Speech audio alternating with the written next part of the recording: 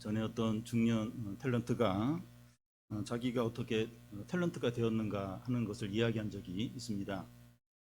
그는 탤런트를 할 생각을 하지 않았고 또 탤런트 공채도 이제 거치지 않았습니다. 그의 아버지가 방송국에서 일하시는데 아버지에게 뭔가 전해주려고 방송국에 들렸다가 PD 선생님이 배역이 없어서 그런데 한번 이 역할 해보지 않겠느냐 제안을 받고 처음으로 그걸 하면서 이제 연기자의 길을 들어섰다고 합니다. 이 사람의 경우는 우연한 기회에 인생이 이제 바뀌게 된 겁니다. 사람들은 이제 이런 사람을 부러워합니다. 나도 방송국에 자주 갔는데 나한테는 왜 그런 제안이 오지 않았을까 하면서 안타까워하기도 합니다. 예수님이 사형 판결을 받고 십자가를 지고 처형장으로 가는 도중에 이런 비슷한 일이 발생했습니다.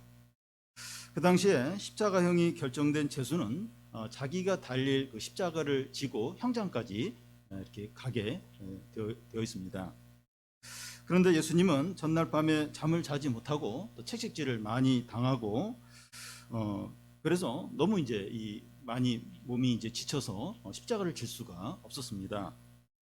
그래서 로마 군인은 구경꾼 중에 한 사람 시몬이라는 구레네 사람을 불러서 예수님이 짊어져야 될 십자가를 대신 지도록 했습니다. 이 구레네 사람 시몬은 예수님이 십자가를 짊어지고 가는 것을 가까이서 구경하다가 로마 군인에게 걸려서 대신 이제 십자가를 이제 지게 된 거죠. 앞에서 예로 든 것처럼 우연히 이제 탤런트가 되는 기회를 얻은 사람은 행운이라고 볼 수 있는데 이 사형수가 짊어져야 될 십자가를 대신 이제 지게 된 것은 재수 없는 일에 해당이 될 겁니다. 그런데 이 로마서나 다른 성경에 보면 이 구레네 사람 시몬이라는 이름이 이렇게 자주 나오는 걸 볼 수 있습니다. 이 구레네 사람 시몬은 우연히 예수님의 십자가를 지게 되고 그러면서 이제 그리스도인이 되고 나중에 이 교회의 중요한 이제 지도자가 이제 된 겁니다. 그의 이름이 성경책에 기록되므로 그가 한 일이 영원히 남게 되었어요. 이것보다 더 영광스럽고 귀한 일은 없을 겁니다. 여러분, 아무리 작고 사소해 보이는 일이라도 주님과 또 영혼을 위해서 수고한 일들은 너무나도 귀한 일들입니다. 시간이 지나도 남는 것은 주님과 다른 사람을 섬기고 사랑한 그것만 이제 남게 됩니다. 마지막 날 이제 하나님 앞에서 인정받는 게 뭔가 하면 다른 사람 사랑하고 또 섬기고 그것만 이제 하나님 앞에서 칭찬을 받게 됩니다. 어떤 성도의 이 장례식에 갔을 때 이제 고인들에 대해서 이제 다른 성도들이 나누게 되는데 이분이 얼마나 다른 사람을 사랑했고 또 교회를 얼마나 섬겼는가 이제 이런 이야기만 이제 주로 이제 눈물을 흘리면서 나누게 됩니다. 특히 남들이 알아주지 않고 모르는 그런 수고와 이 섬김이 더더욱 귀합니다. 그래서 참 나 같은 이런 참 죄인이 하나님 나라 일에 이렇게 섬길 수 있고 하나님의 일을 동참할 수 있고 이게 얼마나 큰 축복이고 귀한 거죠. 결국 남는 건 이것만 이제 남게 됩니다. 이 다니엘서에서는 사람들을 하나님께 돌아오게 한 자는 이 밤하늘의 별처럼 영원히 빛날 것이라고 그렇게 말합니다. 십자가는 이제 구레네 사람 이제 시몬이 짊어지고 예수님은 그 뒤를 따라서 형장으로 가십니다. 그때 많은 여자들이 그 뒤를 따라가면서 슬피 우는 거예요. 이 여자들이 누군가 하면 갈릴리에서 따라온 믿음의 여인들이 아니고 예루살렘에 사는 여인들도 볼 수 있습니다. 그 당시에 십자가를 지고 가는 사형수들이 있을 때 그 사형수를 따라가면서 슬피 울어주는 울음꾼 여자들이 있었습니다. 우리나라에서도 이제 유교적인 장례를 치르는 장례식장에 가면 하루에 몇 번 이제 정해진 시간에 곡을 이제 하게 되어 있습니다. 그 시간이 되면 상가의 여인들이 이제 곡을 해야 되는 거예요. 유교적인 장례는 그렇습니다. 예수님은 이런 식으로 이제 자기를 따라오면서 이제 곡을 하는 여인들이 있는데 그들을 향해서 뭐라고 말씀합니까? 28절을 보면 예수께서 돌이켜 그들을 향하여 이르시되 예루살렘의 딸들아 나를 위하여 울지 말고 너희와 너희 자녀를 위하여 울라. 장례가 있을 때 이제 많은 사람들이 조문을 오고 또 위로해주고 함께 울어주면 큰 위로가 될 겁니다. 예수님은 아무 죄가 없는데 사형 선고를 받으셨고 대부분의 백성들이 예수님께 다 등을 돌렸고 제자들까지 다 도망을 치고 홀로 남으시게 됩니다. 그런 가운데서 여인들이 예수님을 위해서 슬피 울고 통곡을 하면 그게 예수님께 위로가 되고 또 이렇게 힘이 되지 않겠느냐 하는 겁니다. 근데 예수님은 나를 위해서 울지 말라고 하십니다. 예수님은 동정을 구하지 않아요. 또 자기 연민이나 슬픔에 빠지지 않으셨습니다. 예수께서 이 극심한 외로움과 고통 가운데서도 자기 연민에 빠지지 않은 이유가 무엇입니까? 예수님은 자기가 고난받는 이유를 분명히 알고 계셨기 때문입니다. 사람의 죄를 위해서 십자가의 길을 가고 있다, 이걸 분명히 아셨어요. 그래서 사람의 동정이나 어떤 인간적인 위로나 이게 필요하지 않으셨던 겁니다. 물론 이 겟세마네 동산에서 이 십자가를 지는 이 부분에 대해서는 굉장히 고민하셨어요. 근데 인간적인 동정이나 위로나 이런 건 필요하지 않았습니다. 우리 그리스도인들이 이제 고난 가운데서도 자기 연민에 빠지지 않는 이유는 이 고난의 의미를 알기 때문입니다. 우리는 예수님을 따르는 제자들이죠. 예수님이 이런 길을 가셨어요. 그 예수님을 따르는 제자들이고 또 신앙 성숙과 풍성한 은혜를 누리기 위해서 이 고난이 필요하다, 이런 걸 알고 있습니다. 여러 가지 시험을 만나거든 기뻐하라. 고난이 인내를 만들어내고 이런 걸 알아요. 그래서 이제 동정이나 또 인간적인 위로나 이게 없어도 그게 그렇게 그게 이제 큰 문제가 되는 거죠. 여러분, 우리에게 이 어려움과 고통이 있을 때 자기 연민에 빠지거나 사람들의 동정을 구하지 않아야 합니다. 내가 이렇게 힘든데 아무도 위로를 안 해줘 이러면서 막 불평하고 그렇게 하지 않아야 돼요. 좀 힘들긴 하지만 그렇게 막 원망하고 그렇게 하지 않아야 합니다. 힘든다는 말을 절대로 하면 안 된다. 그 얘기를 하는 것이 아니라 그러니까 이 고난의 의미를 영적으로 보라는 겁니다. 그래서 너무 이걸 막 이렇게 자기네 연민에 빠지는 그런 기회로 삼거나 또 너무 이제 막 그 사람들의 어떤 위로도 안 해주고 막 전화도 없고 이거 좀 불평하고 그렇게 하지 않아야 돼요. 이 고난을 영적인 시각으로 바라보는 거죠. 아무 죄도 없으신 주님께서 홀로 십자가를 지시면서 걸어가셨다는 것을 생각을 하는 겁니다. 우리는 깨어서 그리스도 십자가를 바라보면서 기도하는 겁니다. 그러니까 참 우리가 이제 이 믿음의 길을 가는데 참 이렇게 너무 외로울 때가 있어요. 부부인데도 이렇게 이야기를 못할 때가 많아요. 그러니까 아주 가까운 친구인데도 자기 속 얘기를 다 이렇게 못할 때가 너무 힘들어 죽겠는데 그런 경우가 많습니다. 물론 얘기할 때도 있는데 또 이렇게 그걸 얘기하기도 어려울 때도 또 많아요. 근데 십자가를 홀로 지고 계신 그 예수님을 깨어서 그 주님 바라보는 거예요. 그러면서 기도하는 거죠. 그럴 때 고난이에요, 어려움이에요. 분명히 고난이고 어려움인데 또 위로가 있는 위로가 있고 기쁨이 있고 감사가 있어요. 예수님은 예루살렘의 여인들에게 나를 위해서 울지 말고 누구를 위해서 울라고 하십니까? 너희와 너희 자녀들을 위해서 울라는 겁니다. 그 이유가 무엇입니까? 29절에서 31절까지 한 절씩 교독하겠습니다. 보라, 날이 이르면 사람이 말하기를 잉태하지 못하는 이와 해산하지 못하는 배와 먹이지 못하는 젖이 복이 있다 하리라.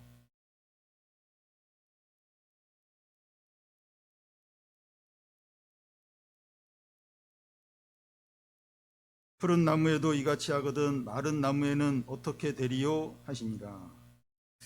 잉태하지 못한 이나 또 해산하지 못한 배나 먹이지 못하는 이 젖은 임신하지 못하는 여자를 가리키는데 유대인들에게는 불행이죠. 또 저주로 이제 여겼습니다. 그런데 그런 여자들이 복되다는 겁니다. 왜냐하면 큰 재난이 닥칠 텐데 사람들이 그 재난이 너무 두려워하면서 산들아 우리 위에 무너져라, 작은 산들아 우리 위에 덮이라 이렇게 한다는 겁니다. 큰 재난이 이제 역사적으로 이제 뭘 가리키는가 하면 예수님이 죽으시고 35년 후에 AD 70년에 노마군에서 예루살렘이 멸망하는 것을 가리킵니다. 그 재난이 얼마나 비참하고 고통스러운가 하면 굶주림과 전염병으로 많은 사람이 죽고 부모들이 먹을 것이 없어서 양식이 떨어져서 자기 아이를 이제 잡아먹는 그런 일이 이제 일어나는 겁니다. 그때 예루살렘 성이 함락이 되면서 110만 명이 학살을 당하게 됩니다. 부모들에게 자기 자녀가 이런 고통과 또 죽임을 당하는 것을 지켜보는 것은 너무나 큰 고통이 됩니다. 예를 들어서 그 세월호 사고로 자녀를 잃은 이제 부모들은 너무나 큰 고통을 겪고 있는데 이웃에 이 자녀 없는 그 사람은 그런 고통을 겪지 않으니까 자녀 없는 사람이 복되다 이렇게 말하는 것과 같습니다. 예루살렘 사람들이 겪는 재난이 얼마나 큰가 하면 그 31절에 보면 푸른 나무에도 이같이 하거든 마른 나무는 어떻게 되겠느냐 하는데 이게 무슨 말인가 하면 이 푸른 나무는 예수님을 이제 가리킵니다. 아무런 죄가 없고 의로운 푸른 나무이신 예수님도 이런 고통과 아픔을 겪으시는데 죄와 불신앙으로 가득한 마른 나무 같은 예루살렘 사람들은 얼마나 큰 고통과 또 재난을 당하겠느냐 하는 겁니다. 왜 예루살렘 사람들이 이런 멸망을 당하게 됩니까? 하나님의 아들을 끝까지 믿지 않고 거부했기 때문입니다. 예수님은 이제 앞으로 이루어질 일을 다 내다보고 알고 이제 계십니다. 그래서 나를 위하여 울지 말고 너희와 너희 자녀들을 위해서 울라고 이제 하는 겁니다. 아직 기회가 있을 때 진정으로 회복하고 참된 믿음을 회복을 하라고 마지막으로 권고하고 계신 겁니다. 너희들은 내가 지금 십자가 지고 있다고 지금 울고 막 슬퍼하고 있는데 나를 위해서 울지 말고 너나 너의 자녀를 위해서 울라는 거야. 35년 후에 엄청난 큰 재난이 닥칠 때 그때 너무 큰 고통과 괴로움이 온다는 거예요. 너희들이 지금 참된 믿음을 회복하지 않으면 그 엄청난 재난을 당한다는 겁니다. 그리고 너희들 위해 산이 이제 무너져라. 이건 이제 마지막 날 이제 예수 그리스도 앞에서 끝까지 믿음이 없고 예수님을 믿지 않는 자들이 당할 그 재난을 의미해. 그게 이제 진정한 재난인데 역사적으로 보면 이제 AD 70년에 예루살렘 멸망을 일으킵니다. 여러분, 경제적으로 어렵고 또 질병 가운데 있고 또 성적이 잘 나오지 않고 취업이 안 되고 이 코로나에 걸린 사람이 울어야 하는 것이 아니라 하나님을 떠났고 죄 가운데 있고 불신앙 가운데 있는 사람이 진정으로 애통해하며 우려한다는 겁니다. 이런 사람이 진정으로 불행하고 불쌍하고 절망적이기 때문입니다. 우리의 죄악과 불신앙 때문에 코로나가 왔다고 생각합니다. 우리는 우리의 죄와 욕심과 불경건에 대해서 울며 회개해야 합니다. 작년에는 좀 그런 기회를 가졌는데 점점 이제 이렇게 그런 걸 잊어버리고 있는 것 같아요.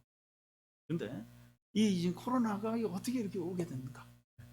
우리가 우리 죄와 불신앙에 대해서 울면서 이제 회개를 해야죠. 우리가 이 코로나를 겪으면서도 웃고 그냥 농담하고 아무 생각 없이 그냥 지나면 앞으로 코로나와 비교할 수 없는 훨씬 더 엄청난 재난, 엄청난 어떤 고통이 이제 올 수 있는 겁니다. 우리 자신과 또 자녀들과 교인들과 이 나라 사람들의 죄와 불신앙과 이 교만과 이런 거에 대해서 울며 애통해하면서 기도해야 합니다. 우리 사회 요즘 뉴스 보면 얼마나 끔찍한 일들이, 얼마나 악한 일들이 계속해서 일어나고 또 어디를 들춰내면 불법과 거짓이 막 쏟아져 나오는 거예요. 이 나라 백성들을 위해서, 우리 자녀의 불신앙을 위해서, 우리 자신의 이 교만에 대해서 울며 부르짖으며 회개하는 기도해야 돼요. 우리가 지금 울면서 부르짖으면 나중에 웃게 돼요. 나중에 진정한 어떤 회복과 은혜를 누리게 되죠. 근데 지금 이렇게 웃으면서 그냥 이렇게 그냥 넘어가고 그냥 아, 코로나 뭐 힘들게 하는데 뭐 그래도 견딜만하네, 재밌네, 편한 것도 많네, 이러면서 이제 적응하면서 그냥 아무 생각 없이 가면 코로나보다 훨씬 너무나도 힘든, 도저히 숨을 쉴 수 없는 그런 어떤 재난들이 이제 닥치게 되는 거죠. 그때 이제 피눈물을 흘리면서 그때는 어떻게 돌이킬 수 없는 이제 그런 어떤 이제 진노와 심판을 하게 되는 거죠. 지금 이제 우리 죄악과 우리 자녀들의 불신앙과 또 이웃들, 또 우리 약한 교인들, 또 이 나라의 백성들의 그 죄악과 불법에 대해서, 악함과 음란에 대해서 부르짖으면서 울면서 이제 회개해야 돼요. 그러면 이제 소망이 있어요. 그러면 이제 진정으로 웃게 됩니다. 예수님은 이제 십자가에 달리시게 됩니다. 양옆에는 강도 둘이 달리고 중앙에 예수님이 달립니다. 마치 예수님이 이 강도들의 두목처럼 달리신 겁니다. 예수님은 마지막까지 수치와 모욕을 당하시면서 죽으십니다. 예수께서 십자가에 달리셔서 어떤 기도를 하십니까? 34절을 보면 이에 예수께서 이르시되 아버지 저들을 사하여 주옵소서 자기들이 하는 것을 알지 못함이다 하시더라. 예수님은 자기를 모욕하고 조롱하고 온갖 악한 음모를 꾸민 그래서 자기를 십자가에 못 박게 한 모든 원수들에 대해서 용서해 달라고 기도하십니다. 그들은 자기들이 하는 일이 뭔지 모르고 있다는 겁니다. 예수님은 십자가의 고통 가운데서도 원수들의 유익을 위해서 기도하고 계십니다. 이 기도가 응답이 돼요. 사도행전에 보면 베드로가 설교하니까 3,000명, 유대인 3,000명이 회개하면서 예수님을 믿게 됩니다. 여러분, 예수님이 이런 분이세요. 예수님 이런 분이십니다. 그래서 우리가 반복해서 죄를 짓고 넘어져도 소망이 있어요. 그러니까 아무리 악한 자라 할지라도 이렇게 기회가 있습니다. 얼마든지 구원을 받을 수 있는 겁니다. 이런 분이세요. 예수님은 이런 분입니다. 예수님이 세상에 오신 목적은 섬기려 하고 자신을 속죄제물로 드리기 위해서 오셨습니다. 예수님은 십자가를 앞두고 자신의 모든 것을 다 주시고 더욱 희생을 하셨습니다. 예수님은 십자가에 달리실 때 입고 있던 옷을 로마 군인들이 제비 뽑아서 나눠 갖게 됩니다. 예수님의 옷이 여러 천을 이렇게 이어서 만든 옷이 아니라 통으로 짠 옷이에요. 그래서 이걸 나눌 수 없으니까 이 로마 군인들이 이렇게 제비를 뽑아서 한 사람이 갖고 가게 되는데, 그 당시는 이제 옷이 귀해서 그 사형수의 옷은 그 사형을 집행하는 로마 군인들의 몫이었습니다. 그런데 예수님의 옷이 이제 그 마지막 이제 하나, 그러니까 뭐 그 당시에는 뭐 속옷이 따로 있는 게 아니라 그거 이제 하나 입었는데 그걸 이제 마지막 옷까지 다 주시는 거예요. 그러면서 우리들을 풍성하게 하시는 거죠. 여러분, 우리 가운데 예수님만큼 가난한 분이 있습니까? 그러니까 마지막 옷, 남은 그것까지 다 준 거예요. 아무도 없는 거예요. 우리도 막 좀 경제적으로 어렵고 가난한데 예수님만큼 가난한 사람이 있습니까? 우리는 최소한 지금 옷을 다 입고 있잖아요. 예수님은 지극히 가난해지셨기 때문에 우리가 풍성함을 누리는 겁니다. 아무것도 다 줘요. 다 모든 걸 주면서 우리를 풍성하게 합니다. 우리가 이렇게 예수님 믿으면서 풍성함을 누리는데, 왜냐하면 우리를 위해서 예수님이 지극히 가난해지셨기 때문입니다. 동시에 예수님은 마지막 옷까지 다른 사람이 가져가니까 발가벗긴 가운데 십자가에 달리셨습니다. 예수님은 마지막 죽는 순간까지 수치와 부끄러움을 당하셨는데 우리가 존귀해지도록 영광을 누리도록 이렇게 하신 거죠. 우리 중에 예수님만큼 수치를 당하신 분이 있습니까? 이렇게 완전히 사람들 앞에 발가벗긴 것처럼 그렇게 막 수치를 당한 분이 있습니까? 예수님이 이런 수치를 당하신 이유는 그럴 이유가 없어요. 그렇게 이런 부끄러움을 당할 이유가 없어요. 그런데 우리가 존귀케 되고 우리가 영광스럽게 되고 우리가 지극히 높아지도록 하기 위해서 우리를 대신해서 우리가 그런 수치를 당해야 되는데 예수님이 다 당하신 겁니다. 내가 너희들 대신해서 이런 수치를 당한다. 내가 너희들의 수치를 대신 당했으니까 너희들은 존귀와 영광을 누려라. 그래서 우리를 지극히 이렇게 존귀하고 영광스럽게 하신 거죠. 이런 상황에서 유대 관리들은 예수님을 어떻게 조롱합니까? 35절을 보면 백성은 서서 구경하는데 관리들은 비웃어 이르되 저가 남을 구원하였으니 만일 하나님이 택하신 자 그리스도이면 자신도 구원할지어다 하고, 유대 관리들이 이제 십자가에 대한 예수님을 보고 비웃습니다. 예수가 다른 사람을 구원했다는 거예요. 병든 자도 고치고 귀신도 쫓아내고 죽은 자도 살리기도 했다는 거예요. 만일 예수가 하나님이 택하신 자 곧 그리스도이면 지금 십자가에 달린 너를 한번 너 자신을 구원해보라는 거예요. 그들은 세상적이고 정치적인 그리스도를 생각을 하는 겁니다. 그러니까 오늘날도 이 기독교에 대한 사람들의 태도가 똑같아요. 오늘도. 그러니까 눈에 보이는 게 중요한 거예요. 중요한 거. 한번 보여달라는 거예요. 근데 보여주는 게 십자가밖에 없는데 기독교 조롱을 하는 거죠. 지금 예수님이 십자가에 달리신 것은 사람들의 죄를 위해서 속죄제물로 되신 건데 그걸 모르니까, 그걸 믿지 않으니까 조롱을 하는 겁니다. 로마 군인들도 예수님을 어떻게 비웃습니까? 36절, 37절을 보면 우리 한 절씩 읽겠습니다. 군인들이 희롱하면서 나와 신포도주를 주며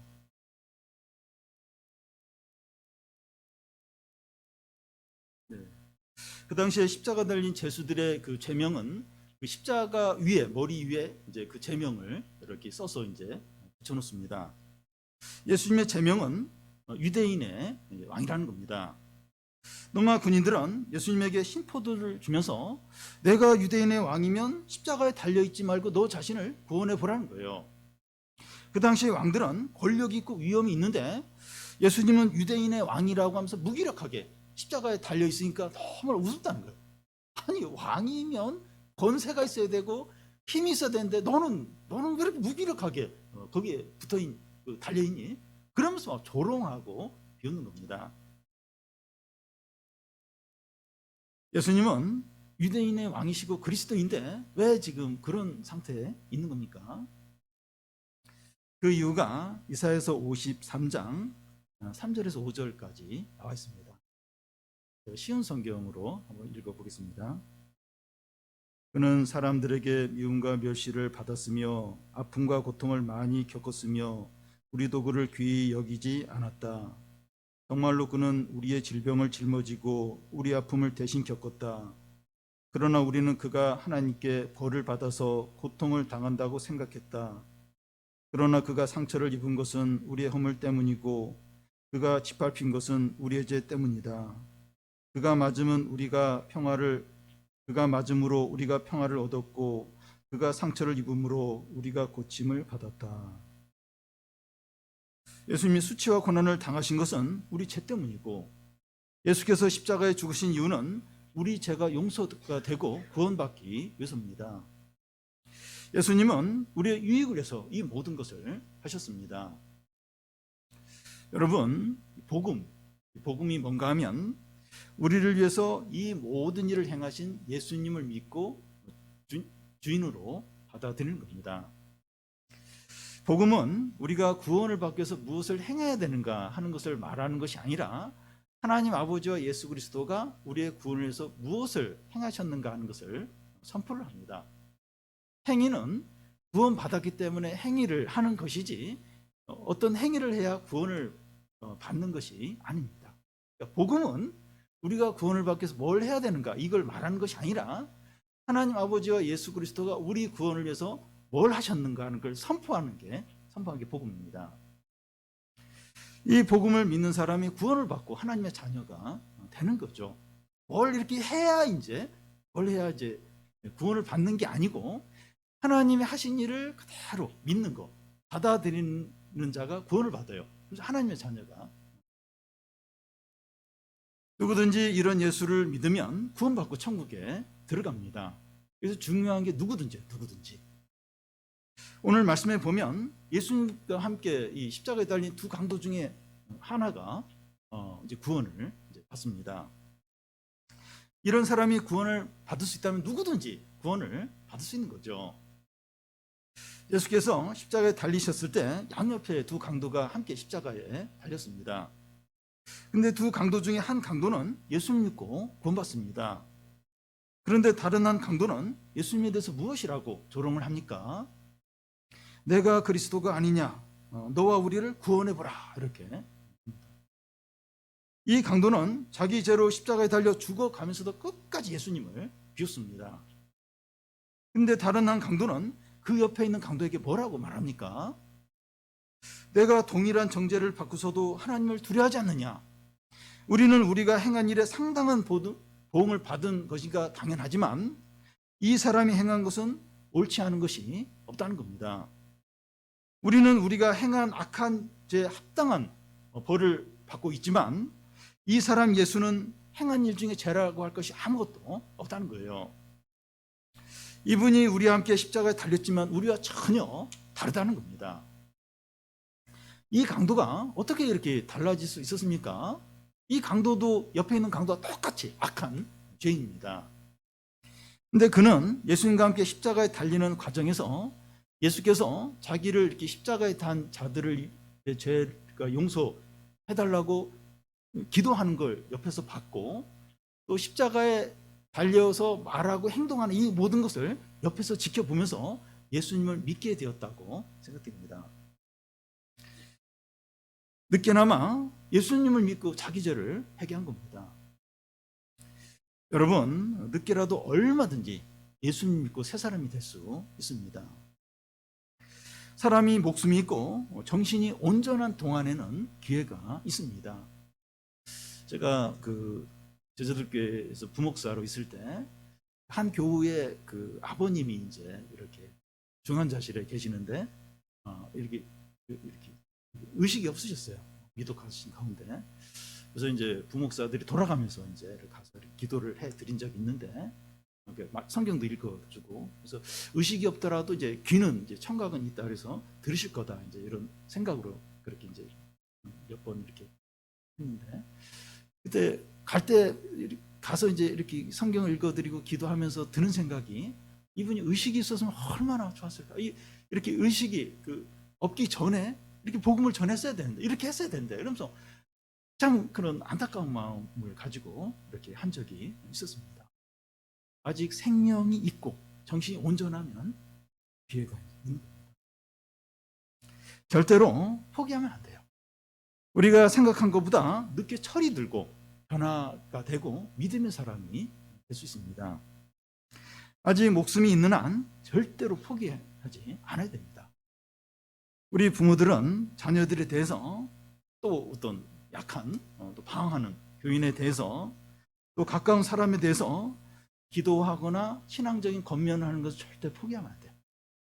아무리 지금 막 이렇게 그렇다 할지라도 절대로 이렇게 그를 위해서 기도하는 거, 신앙적인 권면하는 거를 포기하면 안 돼요. 그러니까 좀 지쳐요. 지치고 그래서 이렇게 그냥 이렇게 기도도 안 하고 권면도 안 하고 그럴 수 있는데, 아직 살아있고 아직 정신이 온전하고 포기하면 안 돼요. 끝까지 기도하고 권면하고 계속 기다리고 그렇게 해야 돼요. 이 강도는 예수님께 무슨 말을 합니까? 예수여, 당신의 나라가 임할 때 나를 기억하소서. 예수님이 다시 오실 때 하나님 나라가 임할 텐데 그때 이제 나를 기억해 달라는 겁니다. 이 강도는 지금 주위에 있는 모든 사람들, 유대 백성과 또 관리들과 로마 군인과 제사장과 서기관과 옆에 있는 다른 강도까지 다 예수님을 비난해요. 조롱해요. 근데 이 사람은 어떻게 보면 혼자 예수님을 믿는 거예요. 예수님을 의지하는 겁니다.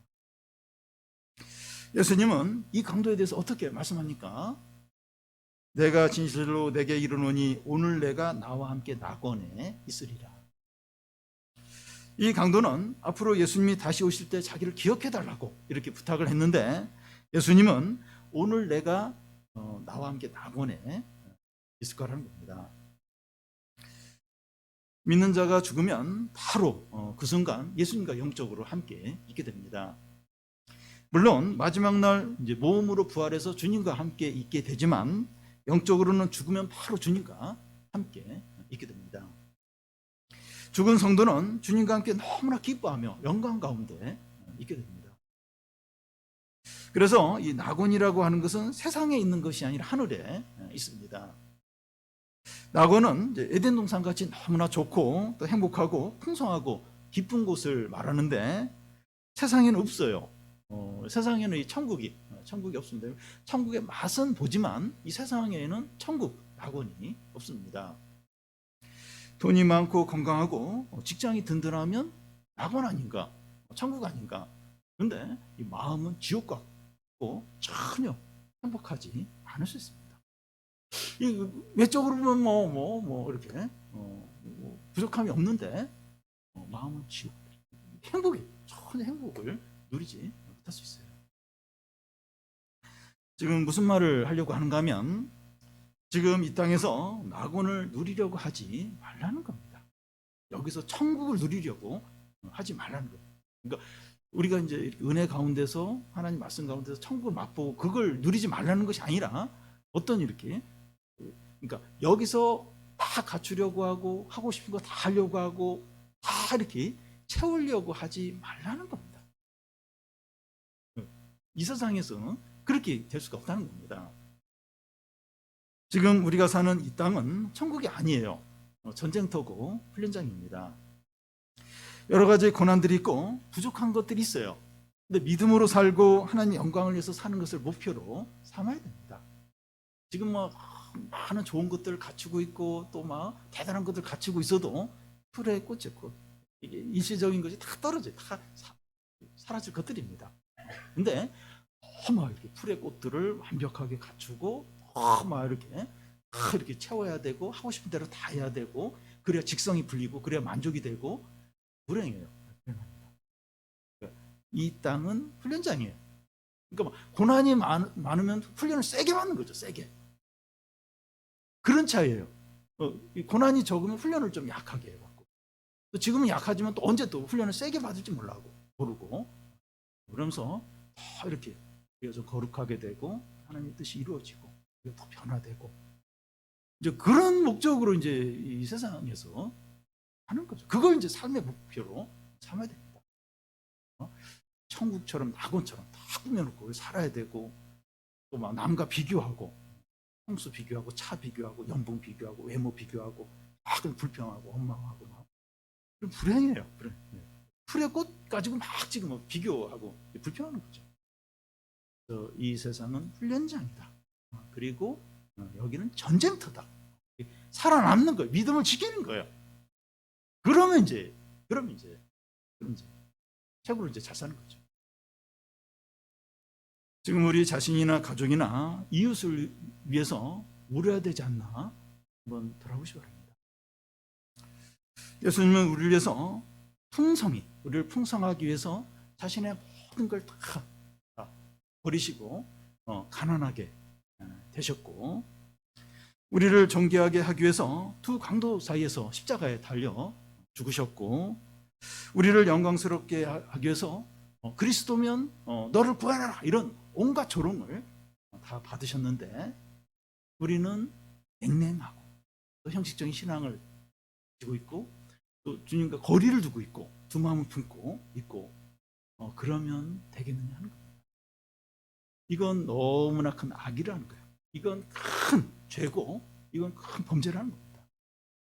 예수님이 그 가버나움 사람들에게 너희는 내가 너희에게 말씀을 가르치고 기적을 행하는데도 안 믿는다는 거예요. 만약 소돔과 고모라에 내가 이렇게 말씀을 전하고 기적을 행했으면 그들이 벌써 죄를 뒤집어쓰고 해결을 했을 거라는 겁니다. 그러니까 소돔 고모라의 그 음란한 악한 것보다도 예수님이 거기서 말씀을 전하는데 안 믿는 거예요. 안 믿고 냉랭하게 하는 거예요. 이게 훨씬 더 큰 악이고 범죄라는 겁니다. 하나님 앞에서 이 예수님을 안 믿는 거, 냉랭하게 형식적인 신앙을 가지고 있고 그리고 두 마음을 품고 있고 이게 훨씬 더 큰 악이고 하나님 앞에서 큰 죄가 된다는 겁니다. 우리가 복음을 알아요. 예수님이 우리를 위해서 이렇게 조롱을 당하시고 낮아지시고 수치를 당하시고 십자가의 고통을 당하시고 이걸 아는데도 냉랭해요. 냉랭하고 형식적인 신앙생활하고 그리고 두 마음을 품고 적당히 신앙생활하고 이렇다면 뉴스에서 나오는 그 범죄자들보다 훨씬 더 큰 죄인이고 범죄자들이고 악하다는 거예요. 그러니까 어떤 윤리적인 어떤 도덕적인 죄를 짓는 것보다도 예수님의 그 낮아지심과 그 예수님의 그 사랑과 은혜를 알면서도 맹맹하고 마음이 딱 단단하게 닫혀 있고 얼음처럼 차갑고 그렇다면 그건 너무나도 큰 악이라는 것, 그건 너무나도 큰 범죄라는 겁니다. 그래서 앞에 아까 읽은 것처럼 산이야 작은 산아 내 위에 덮쳐라. 그래서 그 어린 양의 낯에서 우리를 피하게 하라. 그러니까 그 어린 양의 그 마지막 날 그 심판을 받는 것보다 오히려 산이 덮쳐서 바위가 덮쳐서 거기 깔려 죽는 게 낫다는 겁니다. 그 죄가 엄청나게 크다는 겁니다. 여러분 우리 한번 돌아보십시오. 드라마나 영화를 보면서 막 눈물을 흘리고 감동을 받는데 주님이 우리를 풍성하기 위해서 그 옷까지 다 이제 빼앗긴 거, 다 그걸 내놓는 겁니다. 그리고 예수님 무슨 죄를 졌길래 그렇게 수치를 당하면서 두 감독 사이에서 그리고 발가벗긴 가운데 죽으셨어요. 우리의 존귀와 영광을 위해서. 그리고 죄라는 걸 전혀 모르는 예수님이 그 십자가의 고통을 당하시고 하나님 아버지께 엄청난 저주와 진노를 받으시면서 죽으셨습니다. 제발 이 잔을 지나가게 해달라고 막 그럴 정도로 너무나 큰 고통 가운데 십자가를 지셨는데 거기에 냉랭해요. 그리고 형식적인 신앙으로 그냥 사는 거예요. 그리고 마음이 다 닫혀 있어요. 그렇다면 그 마음이 나무나 돌도 아니고 짐승도 아니고 사람인데 그건 보통 죄가 아니라 보통 악이 아니라는 거예요. 우리가 그런 상태라면 울며 애통하며 부르짖어야 되지 않겠냐는 겁니다. 이런 상태로 그냥 가면 하나님 앞에 섰을 때 마지막 날 소돔과 고모라 사람들이 우리를 심판한다. 지금 너희는 그 복음을 듣고 예수님의 그 말씀을 듣고 어떻게 그렇게 냉랭하게 그렇게 형식적으로 그렇게 살 수가 있느냐? 소돔과 고모라 사람들이 우리를 오히려 심판을 할 거라는 겁니다. 우리가 이렇게 우리 마음이 그렇다면 우리가 뭐 큰 죄를 짓지 않더라도 이런 상태에 있다면 울고 애통하고 부르짖고 괴로워해요. 주님 왜 이렇습니까? 왜? 내가 나무도 아니고 돌도 아니고 짐승도 아니고 이렇게 신앙생활을 했는데 왜 이렇게 냉랭한 게 왜 이렇게 마음이 딱딱하게 얼음처럼 이렇게 주님의 복음을 들으면서도 이렇게 차갑습니까? 그리고 이렇게 적당히 신앙생활하고 어제 우리 말씀 드린 것처럼 멀찍이 떨어져 있고 그리고 무감각한 가운데 있고 어떻게 이렇습니까? 이게 아무렇지도 않은 줄 이렇게 그냥 사는 내 자신을 불쌍히 여겨주십시오. 여러분 경제적인 거나 또 사람들이 날 뭐 무시한다거나 또 뭐 질병이나 또 어떤 뭐 이런 걸로 울 게 아니고 이걸 가지고 울어야 돼요. 이거 가지고 애통해하고 슬퍼하며 부르짖어야 되지 않겠냐? 우리가 그렇게 할 때 우리가 주님이 우리를 더 낮아지시고 수치를 당하시고 이걸 버리시고 십자가의 고통을 당하시고 그걸 우리가 믿음으로 받아들일 때 주님의 축복과 은혜와 구원과 하나님 나라의 모든 좋은 것을 다 누리게 됩니다. 복음은 너희들이 구원받기 위해서 뭘 해야 된다. 그걸 이야기하는 것이 아니라 예수님이 우리 구원을 위해서 뭘 했나 그걸 선포합니다. 우리가 할 일은 본적으로 받아들이는 거예요. 이 딱딱한 마음이 깨어지는 거예요. 닫힌 마음이 열리는 겁니다. 이 차가운 마음이 다시 뜨거워지는 거예요. 뜨거워져요. 감격과 기쁨과 감사와 찬양이 회복이 되는 게 바로 우리에게 필요한 것입니다. 그러면 하나님의 은혜와 축복을 다 누리고 나도 살아요. 우리 가족들도 살립니다. 또 이 나라에 하나님의 은혜가 임해요. 축복이 임하게 됩니다. 내가 그런 어떤 복음대로 살고 복음을 전할 때 주위에 있는 사람들도 살게 되는 겁니다. 우리 옆에 달린, 예수님 옆에 달린 이 강도가 구원을 받았는데 우리와 가까이 있는 사람 중에서 하나님 없이 사는 사람들이 있습니까? 아직 그 사람이 생명이 있다면, 그리고 아직 정신이 온전하다, 말을 알아듣는다면 계속해서 전하는 겁니다. 그리고 기도하는 게 그 영혼 구원받는, 이거보다 더 귀한 것이 없습니다. 그리고 절대로 포기하면 안 돼요. 한 명. 다니엘서에 나오는 것처럼 이 사람을 하나님께 돌아오게 한 자는 밤하늘의 별처럼 영원히 빛난다. 빛난다고. 우리가 사랑하고 섬긴 이건 절대로 주님의 일에 이렇게 섬기고 이게 절대로 헛되지 않습니다. 우리 자신도 아직 예배 드릴 수 있고 기도할 수 있을 때 영적인 잠과 게으름과 침체에서 벗어나도록 깨어서 기도하시기 바랍니다.